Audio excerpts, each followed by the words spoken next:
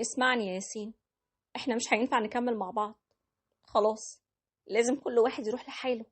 اهلك انت ضغطت عليهم بما فيه الكفايه عشان يوافقوا عليا، وده باين قوي من طريقتهم معايا. واضح ان هما مش قابليني خالص. انا مش هسيبك، انت اختياري الصح وانا متاكد منه يا مريم. بس انا مش هستنى لما اشوفك واقف محتار ما بيني انا وهما، وتبقى في وضع اختيار ما بيني انا واهلك، وساعتها مش هتكون عارف ترضي مين فينا. النسب يا ياسين عيلتين بيرتبطوا ببعض، مش انا وانت وبس. ده كان موقف خطيبتي، وكان قرارها بإن إحنا لازم نسيب بعض بسبب طريقة أهلي معاها. وعلشان تعرفوا بقية الحكاية يبقى لازم أحكيها لكم واحدة واحدة من البداية. بس الأول بدعوكم تعملوا لايك للفيديو وتشتركوا في قنواتنا حكاوي الدنيا وحكاوي الدنيا 2 وقضايا حكاوي الدنيا، وتفعلوا زر الجرس على الكل عشان يوصلكوا دايما كل جديد من فيديوهاتنا. ده لو انت معانا على اليوتيوب، ولو كنت معانا على الفيسبوك لايك وشير لو حبيتوا الفيديو. وبينا نبدأ حكايتنا. أنا ياسين، مهندس بترول من عيلة كبيرة ومركز اجتماعي عالي جدا، وليا أخ أكبر مني متجوز معيدة في الجامعة، وأختي بقى متجوزة صاحب شركة مقاولات.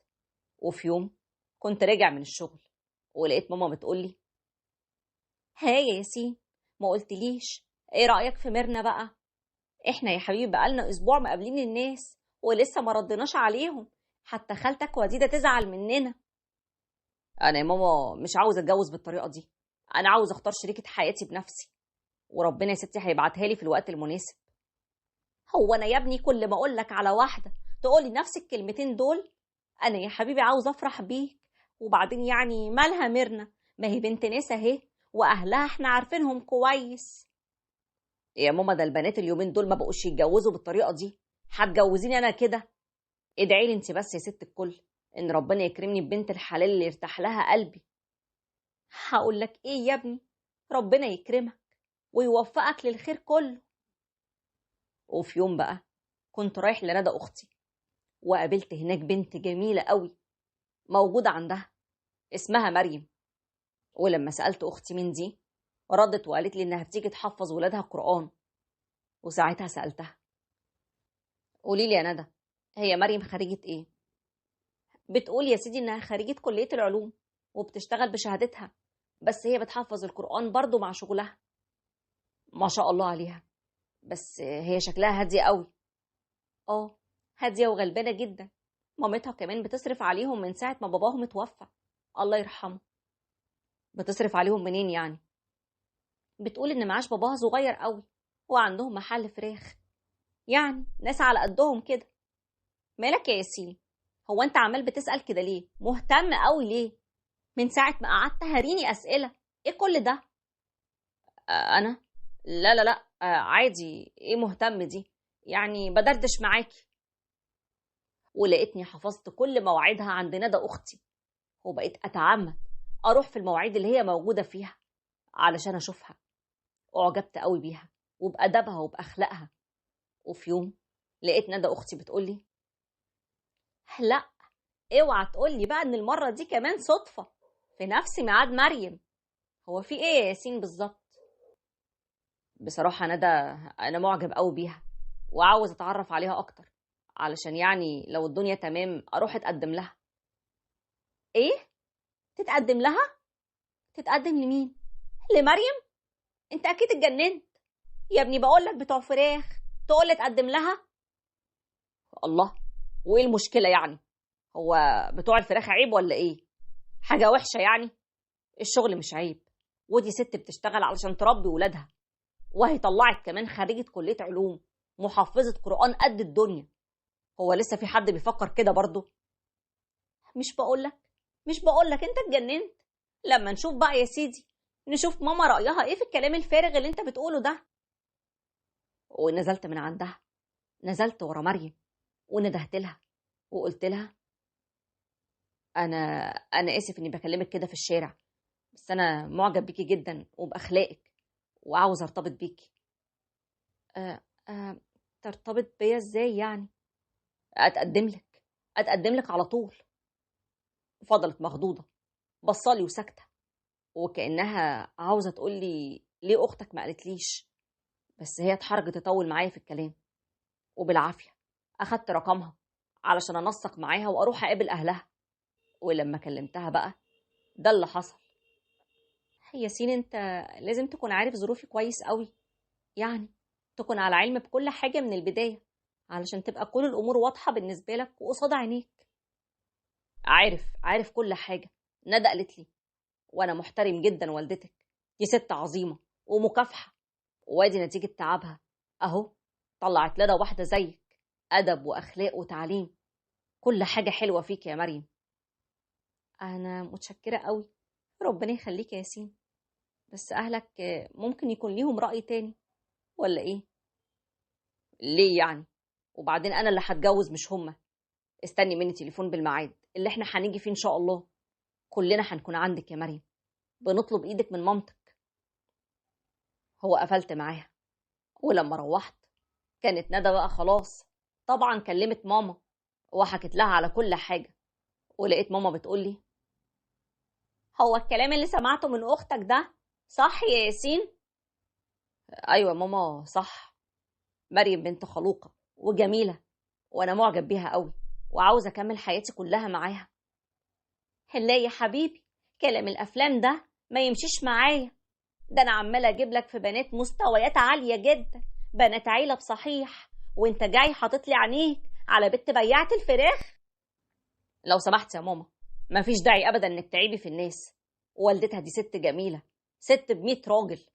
شوفي الأول مريم وبعدين بحكمي، بنت جميلة خريجة كلية العلوم، حافظة للقرآن الكريم وبتحفظه للناس، هتتمني ايه لابنك أحسن من كده؟ هتمنى لابني بنت ناس من مستوانا، حد شبهنا يا حبيبي. بص لاخواتك حواليك كويس، واحد متجوز معيدة والتانية متجوزة مهندس وصاحب أكبر شركة مقاولات.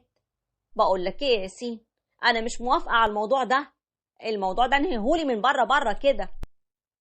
لا يا ماما، الموضوع ده مش هنهيه، أنا لو مش هتجوزها ما تفتحيش معايا سيرة الجواز ده تاني أبدا. وفضلت ثابت على موقفي، وبعد محاولات وضغط كبير جدا مني وافقوا على الخطوبة واتخطبنا فعلا. لكن هما بقى ما بينهم وما بين بعض، أقصد يعني أمي وندى أختي، ناويين إنها تكون خطوبة وبس، هيتصرفوا هما بقى مع مريم ويعرفوا إزاي يطفشوها. وفي يوم ماما قالت لي هات مريم علشان تتغدى معانا، وده اللي حصل وقتها. ايه ده يا مريم، هو انت ليه يا حبيبتي مش بتاكلي بالشوكة؟ ايه، ما بتعرفيش؟ اخرك معلقة؟ أه أه. لا يا طنط، انا بس متعودة اكل بايديا اليمين. اه، اوكي، بس يعني احنا عادي ان احنا نقطع الاكل وبعدها نبقى ناكل بايدينا اليمين، ده الاتيكيت اللي اتعلمناه. وبعدين يعني لما تبقي قدام حد من معارفنا ولا قرايبنا والظروف حكمت تكوني موجودة، هتاكلي كده قدامهم بايديكي وبس؟ اخرك معلقة؟ ساعتها انا ما بقتش عارف اعمل ايه، اقول ايه اعدي الموقف اللي انا فيه ده. لقيت مريم سكتت خالص وما كملتش اكلها، ودي ما كانتش اول مرة ماما تكلمها بتعالي بالشكل ده. وانا بوصلها بقى لقيتها بتقولي: اه، اسمعني يا ياسين، احنا مش هينفع نكمل مع بعض، لازم كل واحد فينا يروح لحاله. اهلك انت ضغطت عليهم عشان يوافقوا عليا، وده باين قوي من طريقتهم معايا، باين ان هم مش قابليني خالص يا ياسين. ليه تخليني في الموقف ده؟ ليه؟ انا مش هسيبك، انت اختياري يا مريم، اختياري الصح وانا متأكد منه. بس انا مش هستنى لما اشوفك واقف محتار بين انك تختارني انا او اهلك، وتبقى ساعتها مش عارف ترضي مين فينا. النسب يا ياسين عيلتين بيرتبطوا ببعض، مش انا وانت وبس. الكلام ده مش هيحصل، انا مش هتجوز غيرك، وزي ما بدأنا مع بعض هنكمل مع بعض. اطمني يا مريم، انا معاكي ومش هسيبك ابدا. حاولت اطمنها على قد ما اقدر، واتعمدت ما اعاتبش ماما على اللي هي عملته، يعني احاول ابين لها ان ده ما اثرش فيا، يمكن ساعتها تزهق وتسكت. هو عديت الوقت، وعلى قد ما اقدر كنت بخف نفسي عشان الجواز يحصل بسرعة. وفعلا اتجوزنا، وفي اول زيارة لينا ماما وندى جولنا، وده بقى كان استقبال مريم ليهم. بصوا عملت معاهم ايه. اهلا يا طنط، اهلا يا ندى، منورين الدنيا كلها. ايه يا ندى، ما جبتيش الولاد معاكي ليه؟ عادي يعني، سايباهم مع الناني بدل ما يلعبوا ياخدوا راحتهم هنا في شقتكم. انتوا عارفين شقاوتهم يعني، وبعدين انتوا عرسان والشقة جديدة، حرام. اخسى عليكي، ليه تقولي كده؟ دول يعملوا اللي هم عاوزينه كله، فداهم يا ستي اي حاجة، ما هم اطفال، طبيعي يلعبوا ويكركبوا. هو حتى لو اي حاجة حصلت ولا باظت ده قدر، وفيها ايه؟ يعيشوا ويبوظوا براحتهم. المرة الجاية بقى لازم تجيبيهم معاكي. وساعتها لقيت ماما وندى بيبصوا لبعض باستغراب. عارفين ليه باستغراب؟ لأن مرات أشرف أخويا كانت منعهم من الزيارات بالأولاد علشان شقاوتهم يعني، لأنها بتخاف جدا على حاجتها، لدرجة إن في مرة يعني حاجة باظت من لعب الولاد، صممت إن هما ينزلوا يجيبوا لها غيرها. وجينا بقى على آخر يوم لماما في شغلها علشان طالعة معاش. ساعتها لقيت بوكيه ورد كبير رايح لها على المكتب، ومكتوب فيه: نهاية حياة عملية لكنها بداية حياة اجتماعية بوقت أكبر، لأحبابك وأحفادك. ربنا يطول لنا في عمرك وتعيشي عمرك كله بصحة وعافية وعمل صالح. بنتك مريم. أيوه، التصرف ده كان من مريم مراتي، وكان ليه تأثير كبير قوي على ماما. ولقيناها جاية لنا بعد شغلها، وهي كمان جاية معاها بوكيه ورد، وقالت لمريم: شكرا يا مريم، شكرا على الورد، حلو قوي يا حبيبتي، ذوقك جميل زيك بالظبط. العفو يا طنط، على ايه؟ دي اقل حاجة اقدر اقدمها لك، وفي كمان حفلة جميلة هنعملها بمناسبة ان حضرتك خلاص فاضت لنا. كمان يا حبيبتي؟ تسلمي لي بجد، بس انا قدام ياسين عاوزة اعتذر لك عن كل مرة ضايقتك فيها، وجايبالك بقى معايا انا كمان الورد ده، يا رب بقى ذوقي انا كمان يعجبك. الله يا طنط، حلو قوي، شيك جدا، بس العفو، العفو بجد، حضرتك اكبر من اي اعتذار، اوعي تقولي كده. لا يا مريم، انت معاملتك معانا كلنا فاجئتنا، علمتيني انا شخصيا درس كبير قوي، وانا في السن ده اتعلمت منك، عرفتيني معنى كلمة ولاد ناس بجد، طلعت غير اللي انا فاهماها خالص. حبيبتي يا طنط، شكرا على الكلام الحلو ده، ربنا العالم بنيتي من ساعة ما اتخطبت لياسين، كل اللي في قلبي وضميري اني هعاملك زي ما بعامل ماما بالظبط مهما حصل، لانك بنت اصول يا حبيبتي، ربنا يبارك فيكي وفي الست اللي ربتك. وانا فعلا دلوقتي بشكر الظروف اللي حاطتك في طريق ابني، والنصيب اللي خلاكي تدخلي عيلتنا اللي انت فعلا اضافة جميلة ليها. ابنك برضو ما يجيبش حاجة وحشة، عشان تعرفي ذوق يا ست الكل. انا كنت واثق يا ماما انك مع الوقت والمواقف هتعرفي مريم على حقيقتها، هتشوفيها بعناية اللي انا شايفها بيها. عارفة يا ماما، انا عمري ما كلمتك عن اخلاقها ولا عن معاملتها ليا، ولا حتى عن حبها ليكم رغم تصرفاتكم معاها. كنت متعمد اني اسيبكم تشوفوا كل ده بعينيكم من غير اي مجهود مني ولا منها، لان فعلا مريم بتعمل كده بمنتهى التلقائية والعفوية. شكرا يا مريم، شكرا انك خلتيني اكسب تحدي كبير قوي ما بيني وما بين نفسي، تحدي انك في اقرب وقت هتبقي المفضلة عندهم كلهم.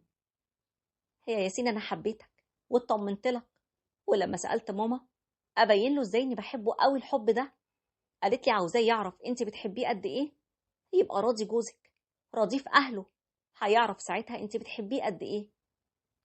يعني عملتي كده عشان تراضي سينو وبس؟ ماشي يا ستي، وانا قابله وراضيه.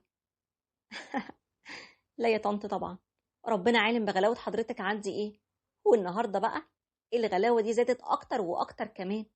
ربنا يخليكي لينا وما يحرمناش منك ابدا يا ست الكل. عرفت ساعتها اني اخترت صح، وبحمد ربنا كل يوم على هديته ليا. مريم مراتي احلى واكبر هديه في الدنيا كلها. بنت الناس يا جماعه مش معناها ابدا البنت اللي من طبقه عاليه، الهاي كلاس، لا، بنت الناس هي البنت اللي اتربت على الاصول. مش مهم ابدا هي بنت مين، المهم تربيتها ايه، والاصول اللي متربيه عليها بالظبط ايه. هو ده بقى اللي بيبقى وبيستمر معانا لاخر العمر، وده اللي بيبني البيوت اللي بتكمل.